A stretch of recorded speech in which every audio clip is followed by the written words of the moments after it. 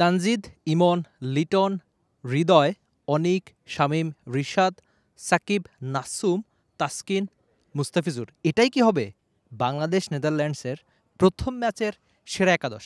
না, এখান থেকে অদল-বদল হবে সেটা আপনি ধরতেই পারেন। কেননা শামীম হোসেন পাটোয়ারি আর পারভেজ হোসেন ইমনের একটা ইনজুরি সংখ্যা রয়েছে। একজন একটু অসুস্থ, আরেকজনের প্র্যাকটিসে পায়ে বল লেগেছে।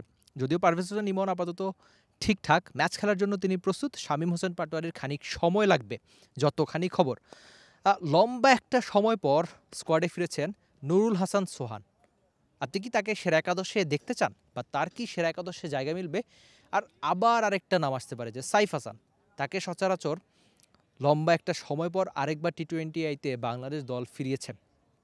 সেটা কোচ থেকে শুরু করে ক্যাপ্টেন, সিলেক্টর প্রত্যেকেই তাদের সমর্থন দিয়েছেন যে সাইফ হাসানকে কেন দলে রাখা হয়েছে, যিনি মাঝখানে 1-2 ওভার বল করতে পারেন। ওয়ালটন এখন দেশের সীমানা পেরিয়ে পৌঁছে গিয়েছে 50টিরও বেশি দেশে। ওয়ালটন, ঘরে ঘরে বিশ্বজুড়ে। স্বীকৃত ক্রিকেটের সবশেষ 10টা ম্যাচে সম্ভবত সাইফের নামের সঙ্গে 10টা উইকেট। আজকেও প্র্যাকটিসে তাকে বল করতে দেখছি। আর নুরুল হাসান সোহান লম্বা একটা সময় পর তিনি আরেকবার জাতীয় দলের হয়ে ফিরেছেন। তার কি সেরা একাদশে জায়গা মিলবে, বা তাকে কি শুরু থেকে খেলাবে কিনা? যেহেতু আপনার দলে অলরেডি অনেকজন উইকেট কিপার রয়েছে, লিটন দাস, জাকের আলী অনিক, সঙ্গে নুরুল হাসান সোহান। বাংলাদেশিদের মধ্যে সেরা উইকেট কিপারকে আপনার মাথায় যে কটা নাম আসবে তার মধ্যে একজন হচ্ছে নুরুল হাসান সোহান। তার একটা ইনিংসের কথা হয়তো আপনার মনে থাকতে পারে, এই সিলেটে যেভাবে তিনি ওই যে ক্যামিও ইনিংস খেলেছিলেন 6 বা 7 বলে বরিশালের বিপক্ষে রংপুরের হয়ে, সেই ইনিংসের কল্যাণে কিন্তু শেষ ওভারে 20 রানের বেশি একটা সমীকরণ মিলিয়ে জিতেছিল রংপুর রাইডার্স। নুরুল হাসান সোহান নিজের দিনে এমন সব দারুণ ইনিংস খেলতে পারেন, সেটা তিনি আগে পরে অসংখ্যবার জানিয়েছেন। আজকে যখন প্র্যাকটিসটা করেছেন, অনেকখানি সিরিয়াস ছিলেন তিনি, তো তাকে বাজিয়ে দেখা হবে কিনা, তার আর একটা সুযোগ মিলবে কিনা। যদিও আপনি যদি সবশেষ অস্ট্রেলিয়াতে যে টপ অ্যান্ড টি-20তে নুরুল হাসান সোহানের নেতৃত্বে গিয়েছিলেন, সেখানে সাইফ হাসান বা নুরুল হাসান সোহান দুজনেরই সময় কেটেছে অম্লমধুর। কটা ইনিংসে তারা রান পেয়েছেন, কিন্তু ওই অর্থে নুরুল হাসান সোহান মানের ইনিংসগুলো হয়তো অস্ট্রেলিয়াতে দেখা যায়নি। সেই একটা সিরিজ দিয়ে অবশ্য তাকে যাচাই বাছাই করা অন্যায় হবে। যদিও একাদশটা অনেকটা, যদি ইমন ফিট থাকেন, শতভাগ ফিট থাকলে তার সেরা একাদশে জায়গা পাওয়া অনেকটাই নিশ্চিত।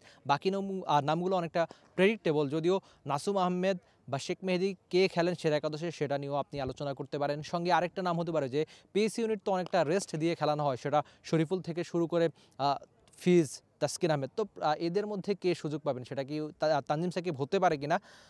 আপনি হয়তো সেরা একাদশ নিয়ে আপনার মন্তব্য জানিয়ে টি স্পোর্টসের কমেন্ট সেকশনে। তবে আমার যদি আপনি জানতে চান ব্যক্তিগতভাবে, সেখানে হয়তো নুরুল হাসান সোহানকে এই সিরিজে বাজিয়ে দেখা হতে পারে। সেটা শুরুর দিকের ম্যাচে না হলে অন্তত শেষের দিকের ম্যাচে তিনি একটা সুযোগ অন্তত পাবেন।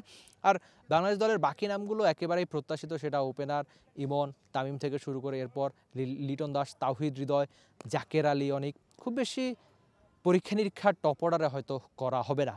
বাংলাদেশ কি পারবে সেরা একাদশ নিয়ে প্রথম ম্যাচটা জিতেই টি-20 সিরিজটা শুরু করতে? Rifat Emil, T sports, Sylhet. For more updates, subscribe to our YouTube channel and click on the bell icon. Follow us on Facebook and Instagram. Download T-Sports app to enjoy exciting games and highlights. Visit tsports.com.